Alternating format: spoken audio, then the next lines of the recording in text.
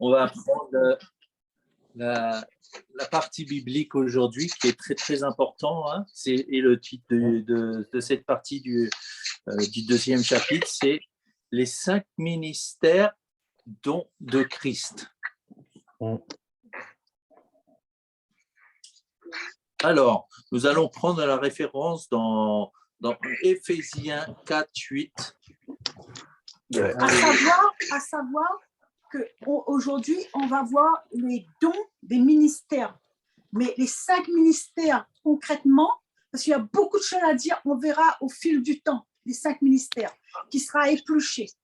Ouais, on les verra au fur et à mesure. Mais là, on va faire une généralité sur les ministères et le don de Christ aussi. Alléluia. Éphésiens 4, 8 et 11. C'est sur les dons des ministères. Alors, Éphésiens 4, 8, c'est pourquoi il est dit, étant monté en haut, il a amené des captifs et il a fait des dons aux hommes. Amen. Au verset 11, il a donné à les uns comme apôtres, les autres comme prophètes, les autres comme évangélistes, les autres comme pasteurs et docteurs. Nous voyons là que nous avons les 5 ministères. Les 5 ministères, n'oubliez pas que maintenant, on peut voir aussi à travers les églises qu'il n'y a plus ces ministères, que la majeure partie des ministères sont dirigés par des pasteurs.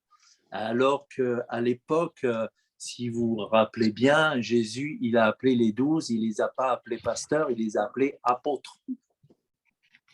C'est important de comprendre ça. Et ne pas posséder une église, ne pas posséder les 5 ministères, ça appauvrit parce que les 5 ministères, c'est comme les 5 doigts de la main. Ce que fait le pouce, le petit doigt ne pourra pas le faire. Donc, c'est complémentaire et l'Église a besoin de ça parce que l'Église, en fait, perd de sa puissance justement parce que les 5 ministères n'est pas exploité. Et Jésus a voulu que ces 5 ministères soient ensemble, mais il n'a pas voulu que, par exemple, un prophète, il est prophète de son côté, l'apôtre, il est apôtre de son côté. Il a voulu que ce soit ensemble. La vraie Église de Christ, il faut que ça marche ensemble. Ils communiquent ensemble et ils travaillent ensemble. Amen. Il n'y a pas de supériorité par rapport à un titre. N'oublions pas que le titre n'est pas là pour montrer une personne, mais c'est pour servir Dieu. Alléluia. Donc voilà, c'est pourquoi il est dit, étant monté d'en haut, il les a amenés captifs et il a fait don aux hommes. Il a donné les uns comme apôtres, les autres comme évangélistes, les autres comme docteurs, etc. Quels sont les 5 ministères? Il faut comprendre que chaque croyant a un ou plusieurs appels dans sa vie. Si c'est le cas, mon frère, ma sœur, gloire à Dieu, merci Seigneur. Cet appel est accompagné habituellement par le don particulier qui aide le croyant à opérer plus efficacement et à accomplir son appel. Ce que nous pouvons voir dans la référence Éphésiens 4.1, nous allons le lire tout de suite. Éphésiens 4.1. Là. Éphésiens 4.1. Je vous exhorte donc, moi, prisonnier dans le Seigneur, à marcher d'une manière digne de la vocation qui vous a été adressée. Alléluia. Et de toute façon, dans le PDF, vous aurez d'autres références. Je ne vais pas tout vous donner, mais vous aurez les références dans le PDF pour ceux qui ont participé. Les autres auront l'enregistrement à écouter. Gloire à Dieu. Certains, cependant, ont un ministère ou un don spécial pour servir le corps de Christ. L'apôtre, le prophète, l'évangéliste, le docteur et le pasteur ont ces dons spéciaux. Mais ces ministères sont appelés les 5 ministères dons de Christ ou les dons d'ascension du Christ ressuscité. Alléluia. Amen. Ces personnes-là, ils opèrent à un niveau important de responsabilité. Ils ont une différence entre entre l'un des 5 ministères, dons de Christ, et don de charismatique. On peut voir la référence dans 1 Corinthiens 12. Si vous voulez bien, on va le lire aussi. 1 Corinthiens.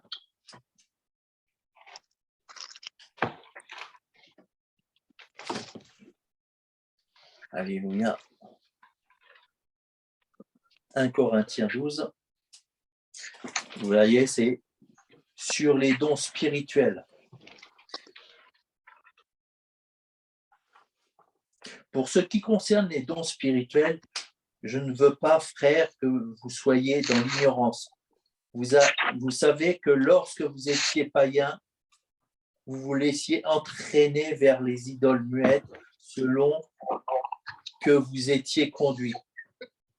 C'est pourquoi je vous déclare que nul, s'il parle par l'Esprit de Dieu, ne dit Jésus est anathème, et que nul ne peut dire Jésus est le Seigneur si ce n'est par le Saint-Esprit.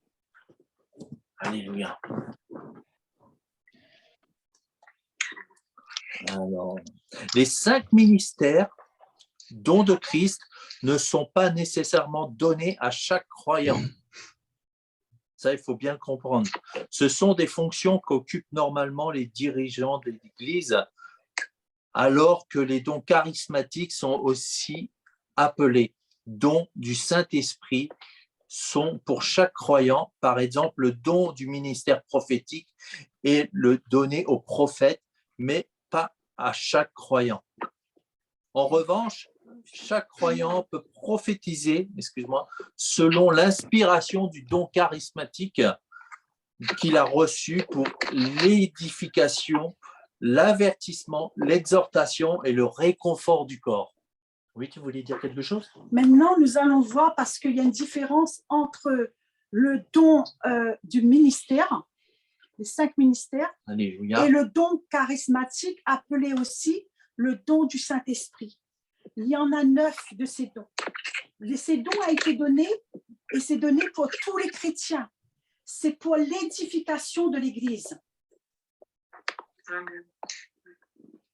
Alors, il y a 3 groupes. On a les dons de révélation, après il y a des sous-titres, les dons de puissance et les dons d'inspiration. Là, ce que je vous donne, prenez note parce que ce n'est pas dans le cours. Les dons de révélation, et aussi, on va commencer par la parole de sagesse. Colossiens 2, au verset 2 et 3, il dit « Et enrichi d'une pleine intelligence pour connaître le mystère de Dieu, savoir Christ, mystère dans lequel sont cachés tous les trésors de la sagesse et de la science. » Le don de la sagesse est une compétence qui dépasse l'entendement humain, car il ne se fonde pas sur les raisonnements de ce monde. Le don de sagesse est une portion de la sagesse divine qui s'exprime au bon moment. Il nous accorde le discernement. C'est une découverte surnaturelle du plan et de la pensée de Dieu communiquée par le Saint-Esprit. Ce don est étroitement lié avec la révélation divine, car il est porteur de vérités indiscutables. C'est par le don de sagesse que l'Éternel révéla au roi Salomon qui était le véritable maire du nourrisson. Rappelez-vous. Il y a aussi l'exemple de Matthieu au 22, au verset 17, où Jésus interroge aussi il a interrogé au sujet du paiement des impôts. Donc, c'est par la parole de sagesse qu'il a pu répondre. Ensuite, on a la parole de connaissance. C'est un don origine surnaturelle. La parole de connaissance est une bénédiction qui surpasse la connaissance par l'apprentissage. Le don de la parole de connaissance, qui est une manifestation du don de sagesse, qui nous fait passer de l'intelligence humaine à une dimension spirituelle éclairée dans laquelle le Saint-Esprit nous communique les ordres ou le plan de Dieu, la révélation. On ne peut pas être investi de paroles de connaissance si on n'expérimente pas la sagesse divine. Ça va ensemble. Vous trouverez ça dans Éphésiens 1, 17. Rappelez-vous, quand Joseph, il a fait son songe, c'est par la parole de connaissance qu'il a pu répondre. Quand Daniel a interprété le rêve du roi Nebuchadnezzar, c'est pareil. Cette révélation peut se faire par songe, où un ange parle, ou une voix audible, une vision ou une intuition intérieure qui vient tout de suite. Alléluia. On a aussi le discernement des esprits. Le discernement des esprits nous permet donc de distinguer quelle est la manifestation du Saint-Esprit et celle des esprits impurs. Le discernement des esprits est un don qui révèle nos blocages dans notre marche spirituelle afin que nous cessions d'être sous la domination des esprits qui rôdent autour de nous. Tout esprit manifesté autre que le Saint-Esprit, légué par Jésus. Rappelez-vous, la belle-mère de Simon qui avait la fièvre, Jésus a menacé la fièvre. Dans Matthieu 8,16, Jésus a chassé les esprits et il a guéri tous les malades. L'esprit d'impureté, un homme qui avait un esprit impur, Jésus l'a guéri. C'est pas justement le discernement des esprits. Ensuite, nous avons la deuxième tranche, dont les dons de puissance, qu'on peut appeler aussi dons de guérison.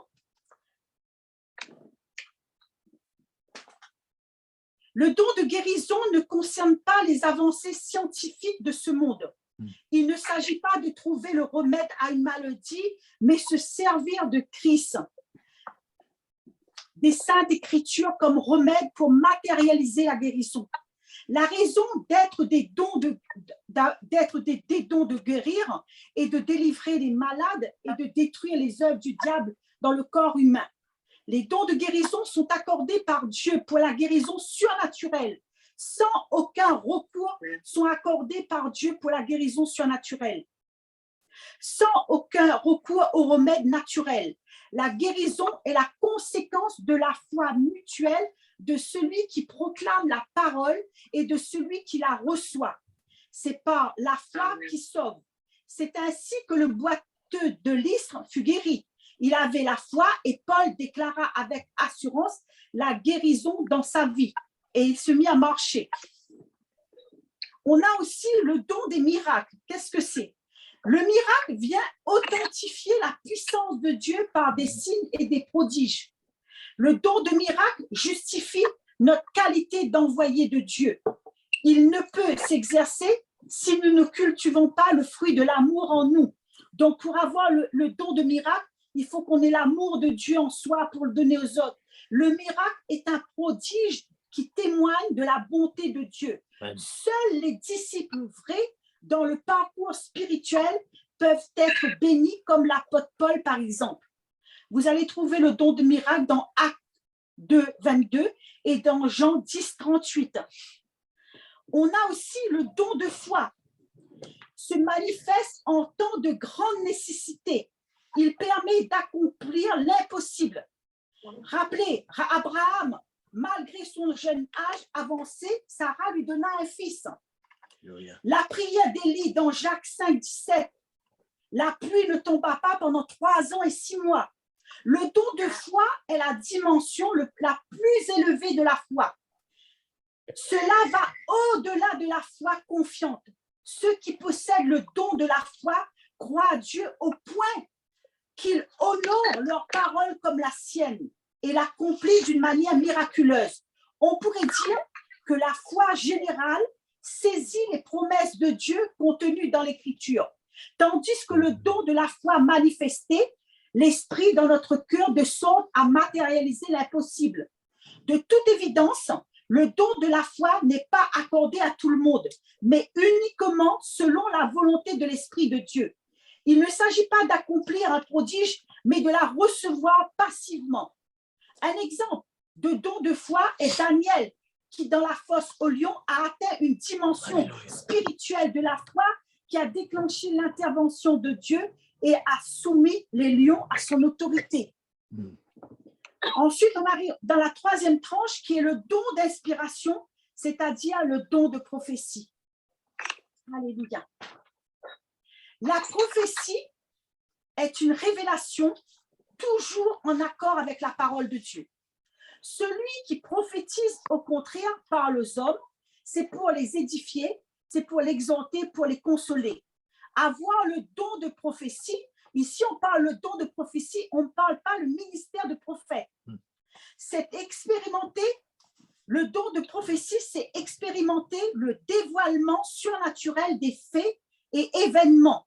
Tous peuvent accéder à ce don, mais tous ne s'en donnent pas les moyens.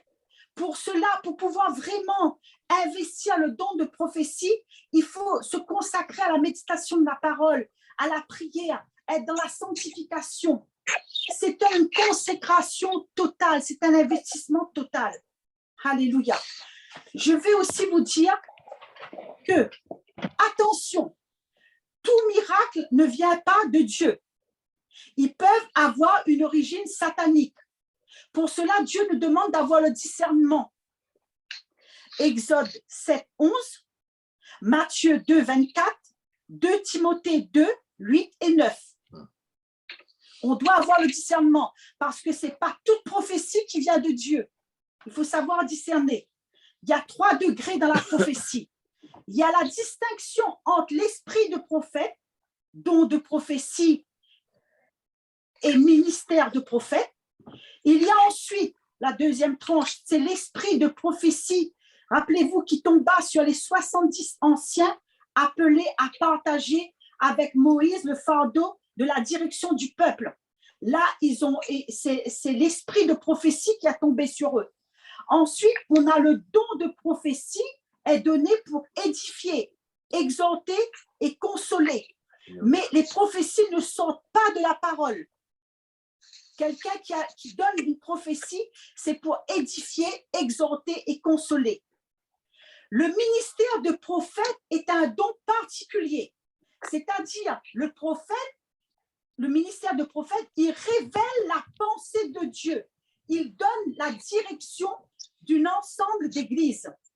Le don de prophétie s'exerce généralement dans l'église locale. Ce don se développe au fur et à mesure où l'on grandit. Je viens de vous dire, par la sanctification, la consécration, la connaissance de la parole et de la prière. Alléluia. On a aussi le don de puissance, qui est le don de guérison. Alléluia. Le don de guérison ne concerne pas les avancées scientifiques de ce monde.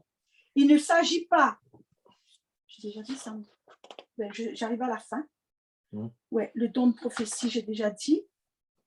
Oui, on arrive à la diversité des langues. C'est une langue authentique, incompréhensible à notre intelligence. Il est utile. On le retrouve ça dans 1 Corinthiens 12 au verset 7, que cette langue est utile, la diversité des langues.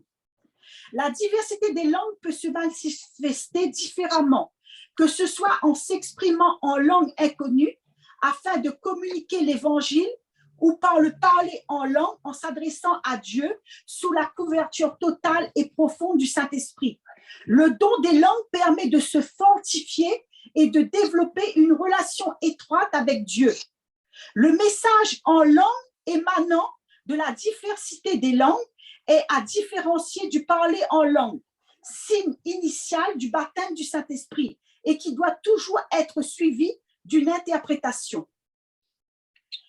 On retrouve ça dans Ésaïe 28 au verset 11 et 12, dans Marc 16 au verset 15 et 20 et dans 1 Corinthiens au 14, 21. Tout ce que je suis en train de vous dire, je l'ai retiré des versets que je viens de vous citer. On arrive aussi dans l'interprétation des langues, qui est aussi un don de l'esprit. L'interprétation des langues désigne l'explication des messages libérés en langue.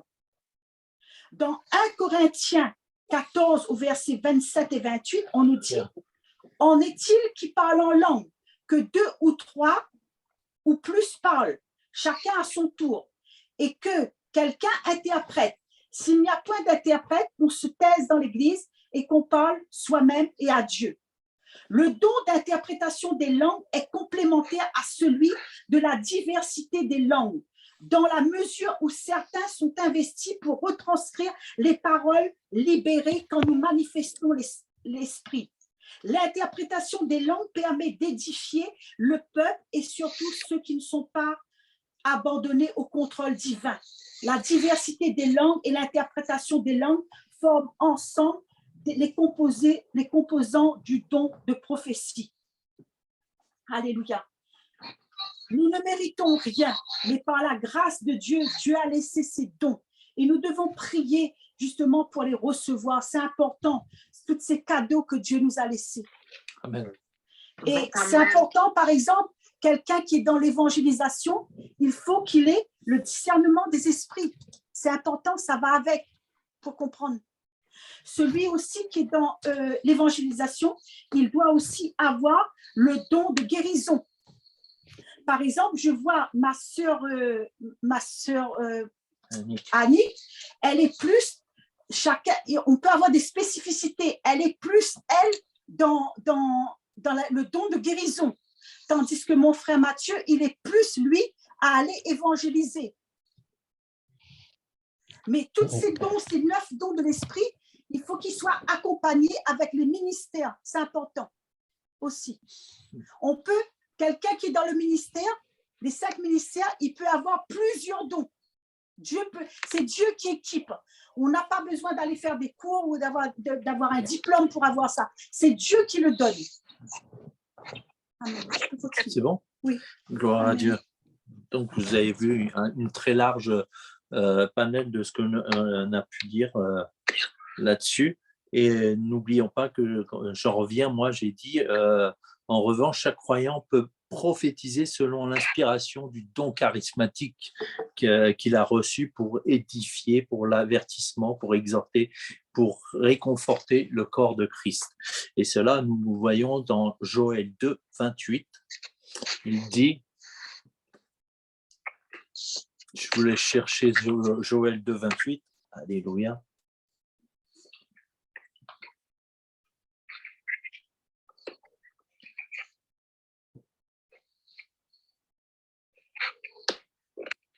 Après cela, je répandrai mon esprit sur toute chair. Vos fils, vos filles prophétiseront. Vos vieillards auront des songes et vos jeunes gens des visions. Ah ouais. Allez, dans 1 Corinthiens 14, 3, il dit « Celui qui prophétise, au contraire, parle aux hommes, les édifie, les exhorte et les console. » Donc, les dons de l'esprit, c'est donné à tout le monde. C'est pour l'Église. C'est pour l'édification de l'Église. De toute façon, au fur et à mesure que nous allons avancer dans l'étude biblique, nous allons voir vraiment les spécificités, par exemple, des ministères, du prophète, de l'apôtre, de l'évangéliste, du pasteur et du docteur. Nous allons voir tout cela en profondeur. Là, on survole un petit peu, mais on voit un petit peu ce qu'il peut y avoir. Les cadeaux que Jésus nous a laissés. Amen. Les 5 ministères, dons de Christ, comme décrit l'apôtre Paul dans ses épîtres, ont opéré dès les premiers jours de l'Église.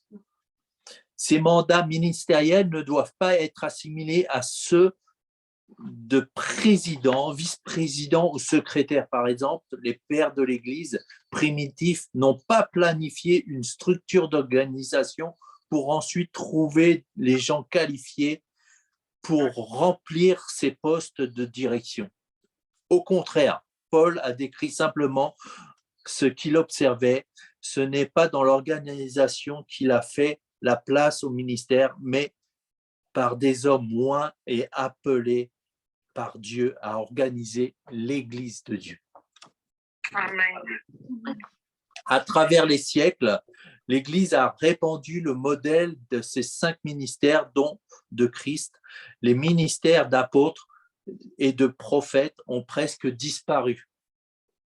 Celui d'évangéliste, si toutefois il a existé, existe à peine aujourd'hui. Les pasteurs et enseignants sont devenus les ministères prédominants dans l'Église. Ce que je vous ai dit, maintenant, le pasteur, il est tout, il fait tout. Et il ne laisse pas les autres ministères s'épanouir pour vraiment amener aussi ces 5 ministères dans l'Église. Il y a besoin que l'Église soit structurée. C'est essentiel. C'est essentiel. Il en résulte un déséquilibre ayant pour résultat une vie spirituelle limitée dans le corps de Christ. On appelle ça un leadership surchargé. Ce que vous dites, c'est le pasteur, il va être surchargé de travail parce qu'il va vouloir faire le travail d'apôtre, le travail d'évangéliste, le travail de pasteur, le travail de prophète. Et tout ça, ça va le submerger. Dieu restaure aujourd'hui les ministères pour bâtir son Église. Il est en train de mettre de l'ordre. Les 5 ministères dons de Christ sont préparés pour le corps de Christ et accomplir ses buts divins. Dieu désire que son peuple connaisse toute la vérité et soit rempli de la vraie connaissance, la connaissance de Dieu et de son royaume. À cause de l'ignorance de beaucoup de croyants, manquent les bénédictions que Dieu veut leur apporter dans leur vie. Il manque le but. Il ne marche plus selon Dieu, mais il marche selon la vue de l'homme. Et ce qu'un pasteur leur dira de faire, ils vont marcher. Ils n'iront plus consulter les Écritures, ce que dit la parole, mais ils vont aller se référer au pasteur. Ah, pasteur, c'est ça qu'il faut faire. Et le pasteur va dire, oui, c'est ça qu'il faut faire. Et c'est comme ça qu'il y en a beaucoup qui sont dans la déroute spirituelle. Alléluia. Quand Dieu restaurera son Église, nous devons être disposés à les recevoir. Donc, soyons prêts à recevoir. Nous devrons arrêter de nous attacher aux traditions mortes. Les traditions mortes, c'est les traditions des hommes. Tout ce qui est fait par la chair. Voilà. Elle apporte seulement de l'esclavage au corps et nous devons nous rendre compte que l'Église ne peut pas fonctionner tout simplement, à moins que les dons soient encore une fois autorisés à opérer librement, c'est-à-dire les dons charismatiques et les 5 ministères dons de Christ. Cela n'est possible qu'au travail complémentaire des 5 ministères. Comme je vous disais, il y a besoin dans une église d'avoir les 5 ministères. Le fondement, c'est les 5 ministères. C'est ce que Christ est venu apporter. Alléluia. Amen. Amen. Celui qui a fait don de certains comme apôtres, quelques-uns comme prophètes, quelques-uns comme évangélistes, comme d'autres comme pasteurs et enseignants, il a fait don à ces hommes pour que ceux qui appartiennent à Dieu soient rendus aptes à accomplir le service en vue de la connaissance du Fils de Dieu, à l'état d'adulte et à un stade où se manifeste toute la plénitude qui nous vient de Christ. Alléluia. De cette manière, nous serons plus petits enfants ballottés comme des vagues emportées par ça et là. Alléluia. Et de toutes sortes d'enseignements que nous pouvons entendre des fois qui sont un petit peu, en dehors de la parole de Dieu. Alléluia. Et au contraire, en vivant selon la vérité dans l'amour de Christ, nous grandissons à tout égard vers celui qui est la tête. Qui est la tête? C'est Christ. C'est Jésus-Christ, la tête. Et c'est sur celui-là qu'il faut nous appuyer. Alléluia.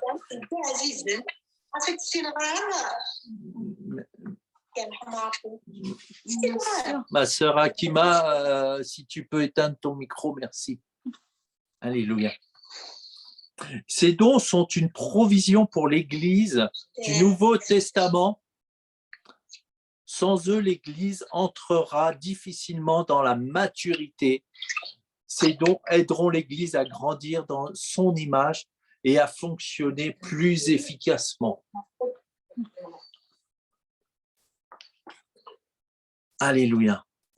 Ces ministères ont été donnés pour bâtir et amener l'Église à une maturité spirituelle selon les plans de Dieu et ce Et ces ministères se veulent de préparer, établir des croyants pour l'œuvre de Dieu, de bâtir le corps de Christ dans le monde entier, d'établir l'unité de la foi dans le corps de Christ, de ramener mature le corps de Christ et d'amener le corps à la stature parfaite de Christ.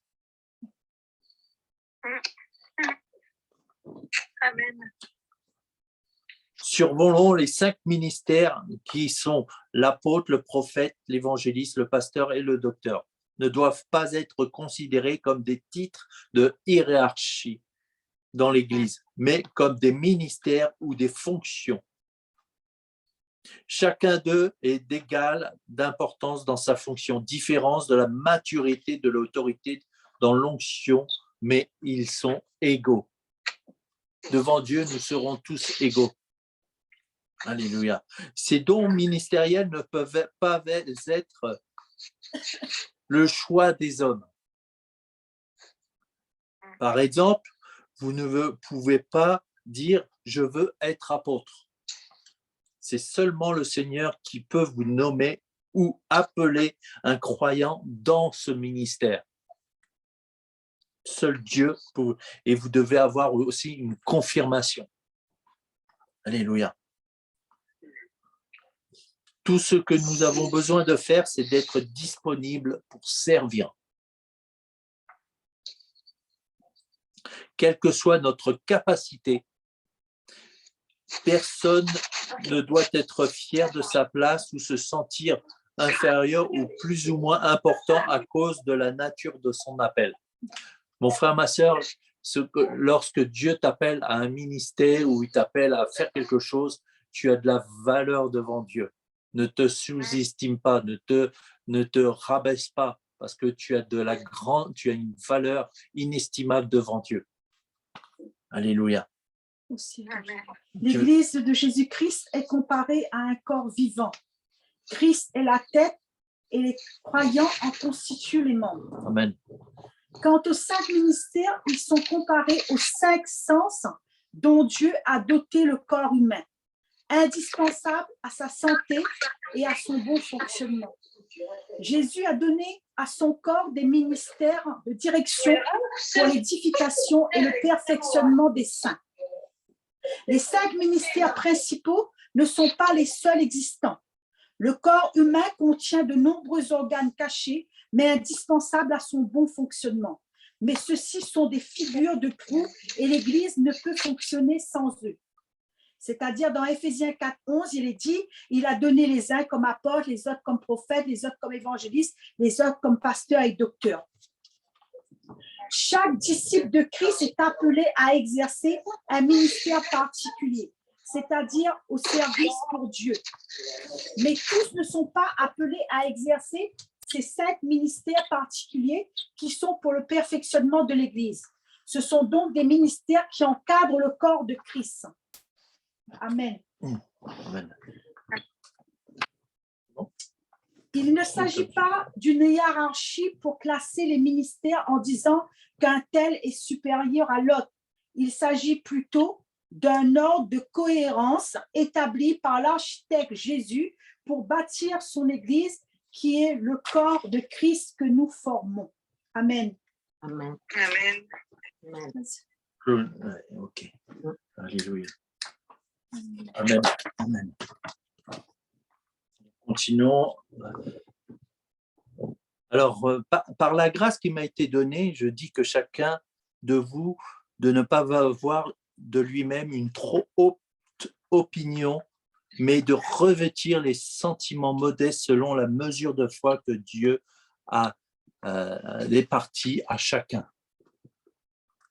Car comme nous avons plusieurs membres dans un seul corps et que nous sommes membres, que ces membres n'ont qu'une seule fonction, ainsi nous sommes plusieurs. Nous formons un seul corps en Christ. Et nous sommes tous membres les uns les autres. Nous devons rester dans l'amour pour opérer dans ces dons-là. Amen. Puisque nous avons des dons différents selon la grâce qui nous a été donnée et accordée, que celui qui a le don de prophétie l'exerce selon l'analogie de la foi, et que celui qui est appelé au ministère s'attache à son ministère, que celui qui enseigne s'attache à son enseignement, et celui qui exhorte à l'exhortation, celui qui préside le fasse avec zèle, et que celui qui pratique la miséricorde le fasse avec joie. Romains 12, 3, 8. Alléluia. Vous êtes le corps de Christ, mes frères et sœurs, et ce corps doit fonctionner comme une machine bien huilée. Si la machine n'est pas huilée, ça va grincer et ça va dérailler. Nous sommes le corps de Christ et nous sommes ses membres, chacun pour sa part. Et Dieu a établi dans l'Église, premièrement, les apôtres, deuxièmement, les prophètes, troisièmement, les docteurs, ensuite, ceux qui ont le don des miracles, puis ceux qui ont le don de guérir, de secourir, de gouverner, de parler diverses langues. Alléluia. Et vous aurez la référence 1 Corinthiens 12, 27, 28. Amen. Quand le Seigneur établit un croyant dans un de ses 5 ministères, il lui confirme à travers d'autres ministères mûrs, c'est-à-dire des personnes qui ont été confirmées dans leur ministère, et ces personnes-là viennent te confirmer le ministère que tu as dans ta vie ou que tu vas être préparé pour ce ministère. Il lui donne aussi une onction à la mesure de son appel pour œuvrer. Donc, prépare-toi, mon frère, ma sœur, si tu sens que tu as un appel, prépare-toi à recevoir ça, cette onction. Les précautions. Nous devons être prudents concernant les titres flatteurs qui pourraient nous enfler d'orgueil et nous amoindrir dans notre spiritualité. Les titres peuvent être nuisibles s'il y a un abus. Nous devons être humbles devant le Seigneur. Qu'est-ce que je pourrais vous donner comme exemple? Voilà, par exemple, un pasteur qui va dire que tu as un ministère parce que tu amènes, par exemple, une bonne enveloppe à l'église où tu fais des offrandes et voilà, il t'encourage, il te dit, voilà, tu seras dans ce ministère et voilà. Et en fin de compte, il t'achète. Mais soyons attentifs à ce que Dieu veut. Ne regardons pas à ce que l'homme veut que tu sois, mais regarde plutôt à ce que Dieu veut pour toi. Amen. Mais en même temps, c'est important aussi parce que j'ai déjà entendu des chrétiens qui disent « le titre ne m'intéresse pas ». Jésus a établi les 5 ministères, donc c'est quand même important d'honorer ces 5 ministères.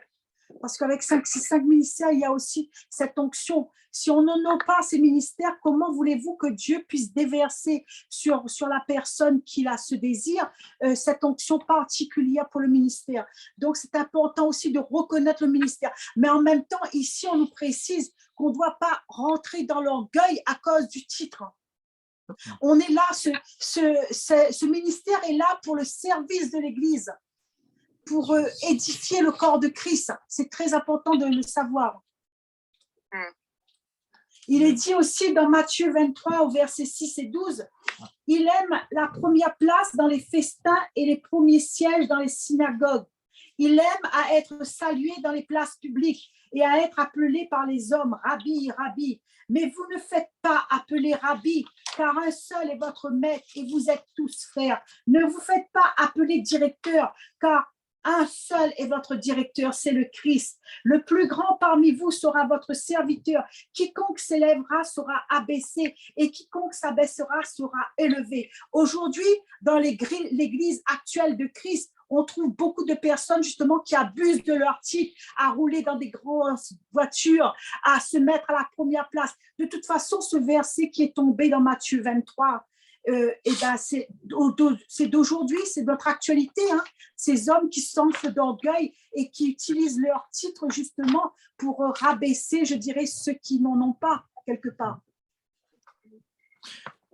Oui, n'oublions pas que nous sommes tous égaux devant Dieu. Amen. Il n'y a pas de titre, mais si Dieu a mis ces 5 ministères, c'est pour vraiment consolider son Église, pour vraiment qu'il y ait vraiment l'effusion du Saint-Esprit qui agisse dans le corps de Christ et qu'il y ait des manifestations, des dons qu'il aura distribués à celui que Dieu voudra donner à chaque enfant de Dieu dont il sait comment ils vont se servir. Et ces 5 ministères ont cinq onctions différentes également. Donc, si une église, il n'a que le pasteur, il n'a pas d'apôtre, il n'a pas de docteur, il n'a pas d'évangéliste, c'est une église qui est appauvrie. Il ne peut pas en profiter justement des bénéfices, de la grâce que Jésus nous a laissée. Oui, amen, amen. Et comme je vous ai dit tout à l'heure, les 12 n'ont pas été appelés pasteurs. Ils ont été appelés premièrement apôtres. Et ça a une signification. Amen. Nous allons voir la construction du corps de Christ selon le modèle du Nouveau Testament fondé sur les ministères de l'équipe plurielle. On va dire, vous verrez ça dans, je ne sais pas s'il y aura un petit schéma, vous le verrez dans le PDF pour ceux qui participent. Voilà, ça. Et vous verrez, nous allons voir à la tête, il est la tête, le corps de l'Église, il est le commencement, le premier-né d'entre les morts, afin d'être en tout le premier. Et ça, vous verrez dans Colossiens 1, 18.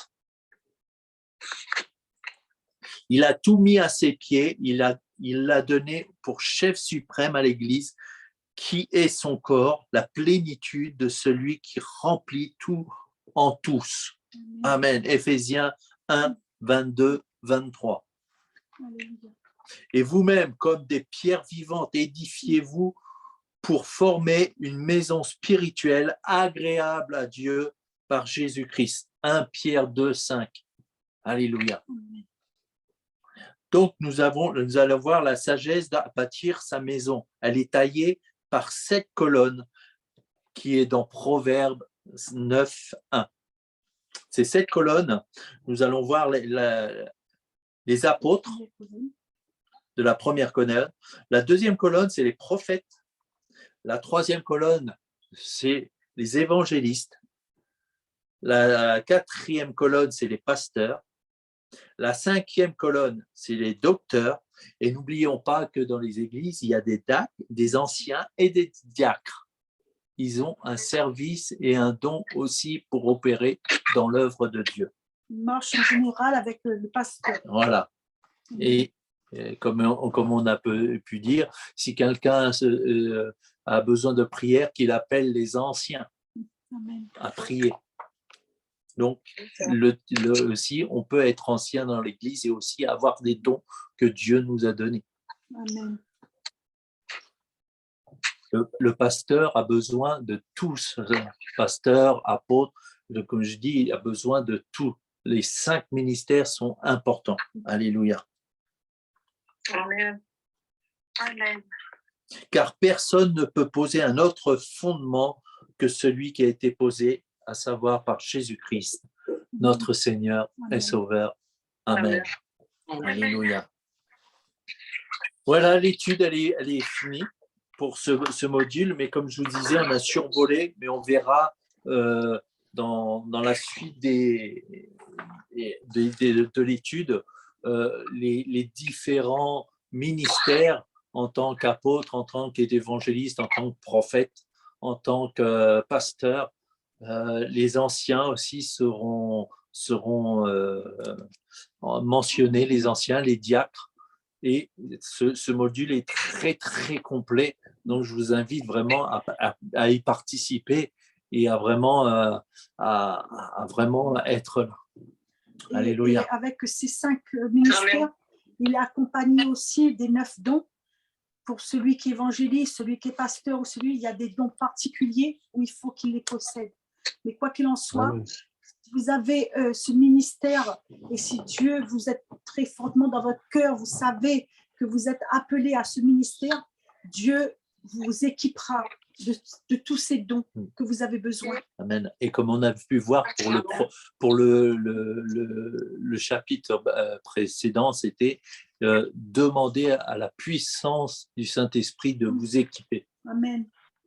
Amen. C'est important si vous voulez Amen, vraiment amen. avancer et vraiment faire ce que Dieu va remplir. Moi,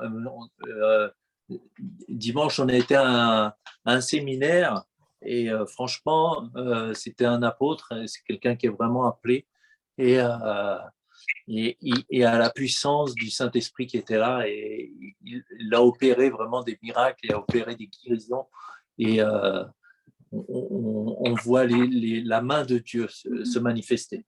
Amen. Il faut aussi savoir qu'on n'est plus là pour construire des fondations. Ces fondations ont été déjà construites. Elles ont été posées. Voilà, déjà. ça a été posé. La Bible est là justement pour nous enseigner. Mon frère, ma sœur, la Bible, elle a été écrite pour qui, à votre avis? Pour nous. Amen. Elle a été écrite pour les chrétiens, pour ceux qui ont vraiment envie d'avancer avec le Seigneur. Si tu ne, comme on dit, Matthieu avait écrit un message, donné un enseignement, si tu ne lis pas ta Bible, si tu ne regardes pas ta Bible, comment veux-tu avancer dans le ministère? Comment veux-tu avancer aussi dans la puissance du Saint-Esprit? Amen. Amen. Il est important, mon frère, ma sœur, de vraiment de pouvoir maîtriser le ministère dans lequel Dieu t'appelle. Amen. De maîtriser aussi ta vie spirituelle, c'est en t'appuyant sur la parole de Dieu. Et l'œuvre continue des apôtres et des prophètes, il se manifeste par le Saint-Esprit qui parle à travers de la parole de Dieu. Il est là aussi pour nous enseigner en un sens. Les 5 ministères sont toujours actifs et nous devons les posséder. Amen. Amen. La parole de Dieu est la révélation complète de Dieu. La Bible contient tout ce que l'Église doit savoir pour croître, pour prospérer, pour accomplir la mission de Dieu. Amen. Amen. Amen. Amen. Je voulais demander à ma sœur Françoise si tu peux m'envoyer les versets, s'il te plaît, que tu viens D'accord, il n'y a de... pas de souci. De toute façon, ma sœur, l'enregistrement biblique, on allait enregistrer, donc elle sera sur la d'accord. plateforme. Merci. Donc voilà. Alléluia. Alléluia. Amen. Oh. Amen.